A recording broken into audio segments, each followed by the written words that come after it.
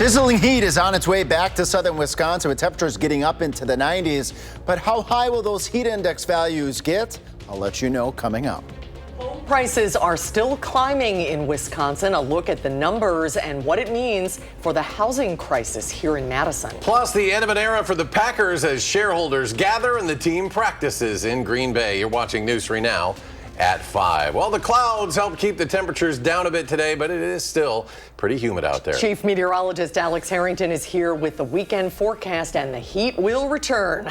It's on its way. It's on its way. Just a couple of days away. And Sunday going on into Monday. As you see here behind me, 90 on Sunday, 92 on Monday, even the 84 on Saturday, and that 86 on Tuesday will be accompanied by very humid conditions. And those heat index values are going to soar as we go Sunday on into Monday. Those temperatures out there right now, this is where they should be for this time of year. Right around 80 degrees. We got 80 in Madison, 82 in Lone Rock, 82 in the Dells, and 84 to the south and east towards Janesville. As we take note here, let's plan the evening together. Right around 80. Those clouds are going to stick around for the most part for this evening with a chance of a isolated shower or a thunderstorm, but not expecting widespread shower and storm activity this evening. But as part of the three things you need to know, after a little bit of patchy fog tonight, in a few minutes, we're going to track some more showers and storms for Saturday. Who will get those storms and the heat and humidity? Will let you know how high the heat index values will get Sunday going on into Monday when you join me back here in just a couple of minutes. All right, Alex, thank you. The victim of a shooting on Madison's north side is dead after spending several days in critical condition. Madison police arrived at an apartment on Schlimgen Avenue early Tuesday and found a 30-year-old man with a gunshot wound. He was transported to the hospital with life-threatening injuries. Multiple people have been detained, including a person of interest. A gun was also recovered from the apartment unit. Detectives are still investigating whether it was the weapon used in that shooting. And we have an update after the body of a missing La Crosse grad student was found in the Mississippi River. The La Crosse Police Department says they have found no criminal conduct related to the death of Elliot Hines following a preliminary autopsy. On Wednesday, authorities said the young woman's body was recovered in the river near Brownsville, Minnesota. A man is seriously injured after a two-vehicle crash that happened in Grant County yesterday morning. Deputies were called to County Highway K near Hilltop Road in Mount Ida Township. Authorities say a Saturn crossed the center line, causing a head-on collision with a Ram service truck. The driver of the Ram was injured, but the Saturn's driver had to be removed from his vehicle by first responders. He sustained serious injuries, was taken by MedFlight to a Madison area hospital. The injured driver is being cited for operating left of center and not wearing a seatbelt. A community garden in Brown County is being cared for and harvested by an unlikely source, inmates from the county jail. Lettuce, tomato, peppers, and herbs are just some of the plants blooming in this community garden. Last summer, the jail first added raised beds to an empty outdoor courtyard. The garden offers inmates an opportunity to nurture not just the plants, but themselves. I didn't know so much things that what a garden can do for you and around your house. It just really reminds me and it shows me, how to appreciate the value of time. Staff members picked nearly 24 inmates for the project based on behavior. When it's time for the inmates to pick their plants, all of the produce is donated to a nearby food pantry. There is some positive news for both home buyers and sellers in the Madison area. A new report out this week shows promising trends in the local housing market that could signal relief for those who have been waiting on the sidelines. Our Kyle Pazorski is digging into the latest data and what it means for your wallet. Each month, the Wisconsin Realtors Association puts out a new report on the state of Wisconsin's housing market. The latest for the month of June found sales and prices have both gone up. However, when digging deeper into the report, there's some negative signs for buyers located in Dane County. Year over year, there was a 5.2% dip in sales for the county, creating a worse situation for buyers. Dave Clark is a consultant for the WRA. And that's in part reflective of the fact that their inventories are down. You have fewer homes available for sale. You're gonna record fewer sales. He says that while Dane County moved in the direction of favoring sellers, that's not the case statewide, as inventory is improving. Rural parts of the state are specifically seeing about 5 months of inventory, close to a balanced market of 6 months. Dane County's inventory was at 4 months in the latest report, staying in a seller's market. We're moving closer to that balanced market, but it continues to be a seller's market. We're hopeful that we're moving closer to that 6-month balance point. In Madison, Kyle Pazorski, News 3 Now.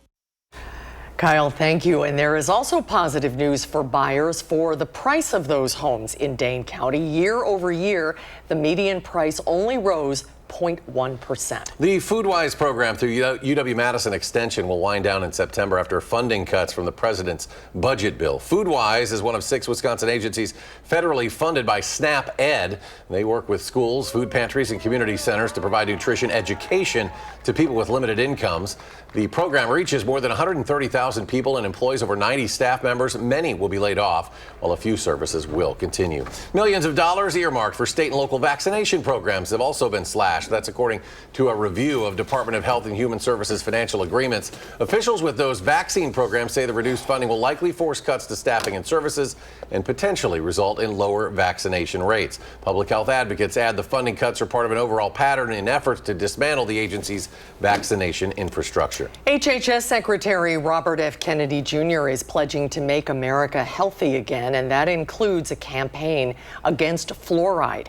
The HHS and EPA are reviewing a report linking high levels of fluoride to lower IQs in children.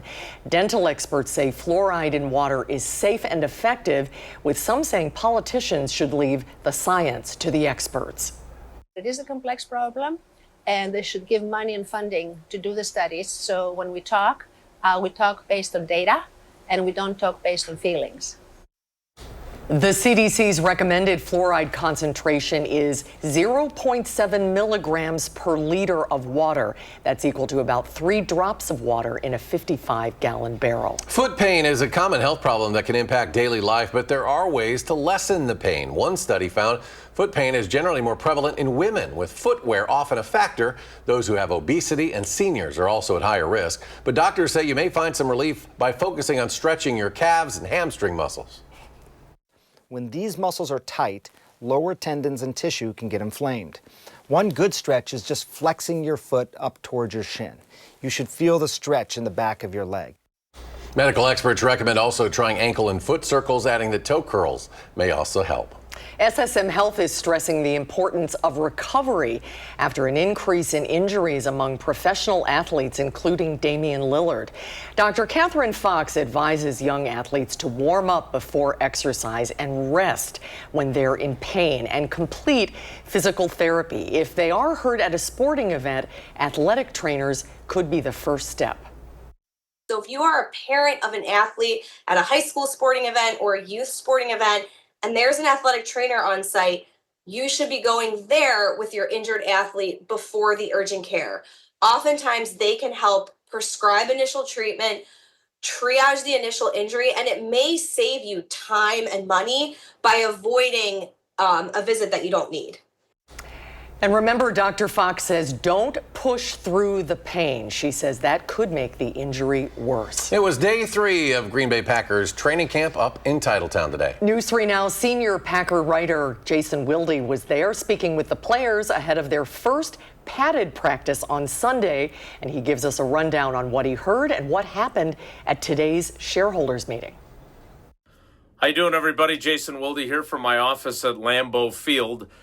We have a new president of the Green Bay Packers. Officially, a little after 4 o'clock today, the torch was passed from outgoing team president and CEO Mark Murphy to new incoming president and CEO Ed Policy. We'll have all the coverage of that succession on channel3000.com. But a lot of football today, too, as the Packers had their third practice of training camp. The ramp-up practice period is over. They will be taking Saturday off, and then they will have Sunday, their first padded practice when the football gets real. One of the people that's not practicing yet, Christian Watson, who tore the ACL in his right knee in the final game of the regular season in January. I spent some time talking with him. We've got that story at channel3000.com right now. You can read, and of course, make sure you sign up for our Packers newsletter, My Extra Points, so you can be caught up on all things Packers and have it delivered directly to your inbox. We'll see you next time.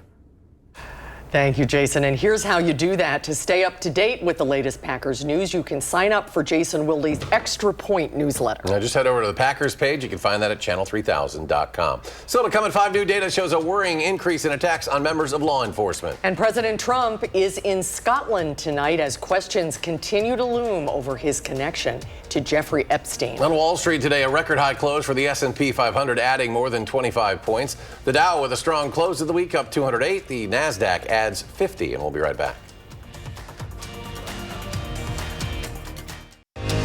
You're watching News 3 Now at 5. A suburb of Cleveland, Ohio is mourning the death of a police officer killed in an ambush. His partner and another officer who tried to help were wounded. Officers Philip Wagner and Peter Gale had just picked up pizza for lunch and were parked side by side along a dead-end road. According to police, the shooter was lying in wait. Data gathered by the CBS News Crime Unit shows at least 50 law enforcement officers have been shot in ambush attacks so far this year. That's on track to exceed the total from last year. Has there been a pattern or a common denominator when it comes to the shooters doing these ambush attacks? A lot of times they describe the person as a loner, but not every loner is going to do that. Total number of officers shot in the line of duty has also been increasing. When you compare last year to 2018, there was a 40% increase, and there was a peak high in 2023 with 378 officers shot. President Trump is in Scotland tonight to visit his golf courses and to talk trade. But he's still facing questions about his connections to convicted sex offender Jeffrey Epstein. Erica Brown with more from Washington. President Trump faced more questions about Jeffrey Epstein Friday as he departed for a trip to Scotland. People should really focus on how well the country's doing, or they should focus on the fact that Barack Hussein Obama led a coup. In Florida, the president's former personal attorney and now Deputy Attorney General Todd Blanche wrapped the second day of questioning with Epstein's co-conspirator and convicted sex trafficker Ghislaine Maxwell. They asked about every possible thing you could imagine. Maxwell's attorney said she answered every question without the promise of anything in return. Of course, everybody knows Miss Maxwell would welcome any relief. She's been in very difficult conditions for 5 years. President Trump says he has not considered a pardon for Maxwell. It's something I haven't thought about. It's really something. I'm allowed to do it, but it's something I have not thought about. The president says he plans to talk trade with foreign leaders during his overseas trip as his tariff deadline quickly approaches. The president will be meeting with the British Prime Minister to further discuss a new trade agreement with the UK, as well as the head of the European Union. We have a 50-50 chance, maybe less than that, but a 50-50 chance of making a deal with the EU. Trump says the EU will need to lower their tariffs on American goods to strike a deal. Erica Brown, CBS News, Washington. Diplomats from the European Union say a deal could result in 15% tariffs on EU goods, similar to the deal announced with Japan. It would be half of the 30% tariffs the president is threatening to impose on the EU if no deal is struck by August 1st. More than 100 million Americans are facing extreme weather conditions going into the weekend. Flash floods are again ravaging New Mexico. U.S. Geological Survey data showed the Rio Doce River flowing at a height of just over 2 feet, and then it surged to nearly 13 feet in less than 20 minutes. This as heat spreads towards the northeast. People in the Big Apple are using Central Park's public pool to try to cool off. In the water as much as possible when we're not out in the water, running that AC. I know several ways how to swim. I know frog, I know doggy paddle, I know freestyle. She's ready. A cold front is expected to cool down the northeast tonight, but the heat will stick around in the mid-south and southeast into next week. And here in southern Wisconsin, the heat is going to be the weather story. Alert day conditions are once again in the forecast. And Alex is back now with the latest details. Right around the corner. All we got to do is just get through Saturday and then Sunday, Monday. Going into the afternoon hours, heat index values approaching 105 degrees. When we look at the overall risk of heat in southern Wisconsin as we go into Monday, it's in that major category. Look at that red color across all of southern Wisconsin. That's almost right up there to extreme. So this really means business. And as we look at the actual feels like factor temperatures as we go into Monday afternoon, 107 in Madison, 108 in Janesville, 107 in the Wisconsin River Valley.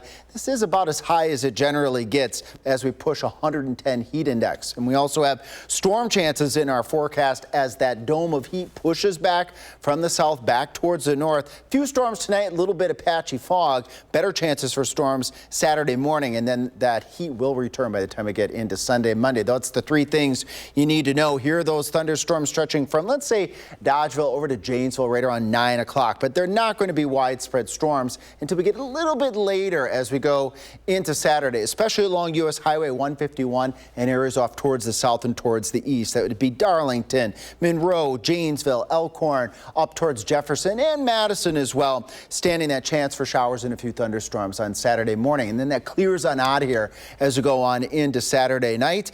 And as we move towards Sunday, then that heat is really going to start to build in behind this round of showers and thunderstorms. Sunday and Sunday night, take note here, the risk of heavy rain, the risk of gusty winds is going to increase as we see a cluster of thunderstorms move towards the area. I'm going to show that cluster of thunderstorms a little bit later, coming up at 6. There's that 90 on Sunday, 92 on Monday. Those heat index values getting upwards of 105 degrees. Then a final cold front for us comes in Tuesday going on into Wednesday. And look at those temperatures, fresh temperatures as we go into the upper 70s, right around 80, 50s by night. And if we want to go even out further, first to let you know, Climate Prediction Center is showing those first few days in August being likely cooler than normal for much of the upper Midwest and the Northeast that we were just talking about. And, well, it's time for a viewer photo. We haven't done one of those in a while. Just scan that QR code if you want to see your photo on air. This is from Jim looking at Lake Mendota, how pretty those colors are. We've had some beautiful sunrises and sunsets, and thunderstorm chances again in the forecast for this weekend, along with the heat coming up at 6. We'll track that cluster of storms as we go from Sunday going on into Sunday night. That's coming up in just a little bit. All right, Alex, thank you. After the break at 5, there's growing interest in the art of bonsai, why so many people are connecting with the ancient technique. Stay with us.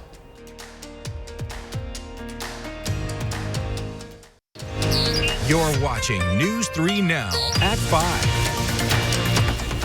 Well, if you think about a thriving tree, you may picture a towering pine or a massive oak.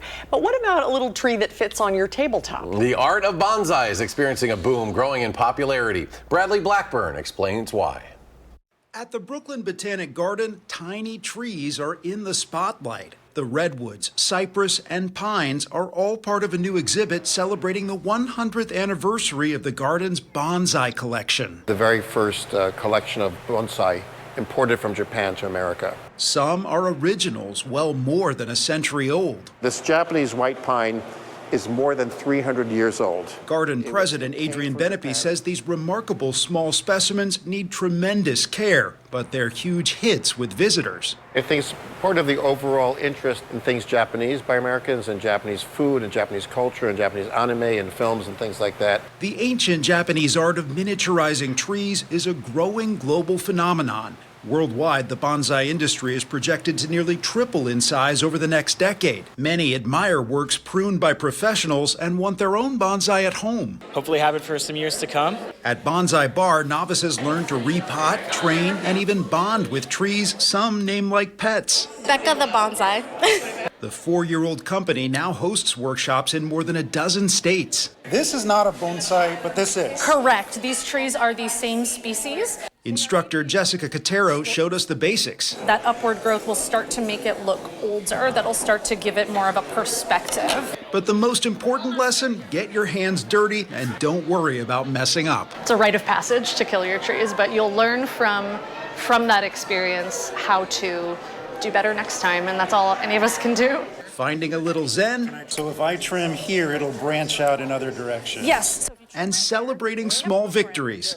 Boom. With a hobby and art that's thriving. Bradley Blackburn, CBS News, Brooklyn, New York. In fact, any species of tree can be trained as a bonsai, but Bonsai Bar says beginners have the best luck with tropical species like jade that can be kept indoors year-round. Something to do this weekend. Yeah. Alex is back. Final check of the weekend forecast. It's a warm one when we come back.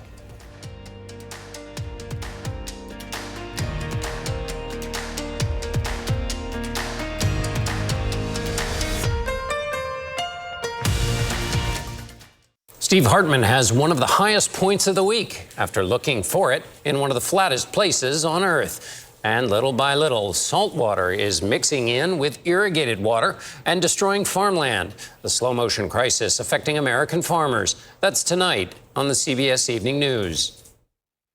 And coming up on News 3 Now at 6, the former Sun Prairie staff member accused of having child pornography is expected in court. The charges he could face. Top of the hour on News 3 Now at 6. The Madison Museum of Contemporary Art is revealing its rooftop cinema lineup for the 2025 season. The rooftop cinema will feature 4 movies inspired by this year's Wisconsin Triennial Exhibition, which is on display until September. The show starts next Thursday with the film The Cathedral of New Emotions. Admission is free. The movies start at 9 p.m. each week. Bring a blanket or chair. Snacks will also be available for purchase. Well, speaking of snacks, a colossal $80 popcorn container is offering a unique twist on movie snacks. The bucket is shaped like Marvel's planet-devouring villain Galactus, right? Yeah, is that how you say it? I think so. Okay, it set a Guinness World Record. It measures 20 inches wide and 17.5 inches tall. And this container also features a metallic finish. As you can see, the bright blue LED eyes. It's part of a broader trend where movie studios and theaters are luring audiences back to the big screen with exclusive offers that simply cannot be replicated at home. Alex is back as we get ready for that Sunday, Monday, which is going to be a little toasty. A little on the toasty side. Maybe that's an understatement. Good weekend to maybe go catch a movie in that air conditioning vat of popcorn and enjoy every single kernel. Saturday is going to be all right with a couple showers and thunderstorms, mainly for Madison area, south and east in the morning. Our focus is on Sunday and Monday for that heat index value, perhaps upwards of 105 degrees. Sunday and Monday, again, very likely alert day conditions to materialize. Then a cold front Tuesday going into Wednesday, ending that sizzling heat. Look at those temperatures later next week, up around 80 by day and mid to upper 50s by nighttime. Coming up at 6, though, we're going to track a cluster of thunderstorms from Sunday going into Sunday night that could bring a round of severe weather between those 2 alert days, Sunday going on into Monday. You're going to want to check that out and see if it's going to be in your neighborhood at 6. All right, Alex, thank you. Have a good weekend, everybody. Thanks for watching News 3 Now at 5. The CBS Evening News is coming up next. You can always find us streaming 24/7 at Channel 3000+. We'll see you in a half hour.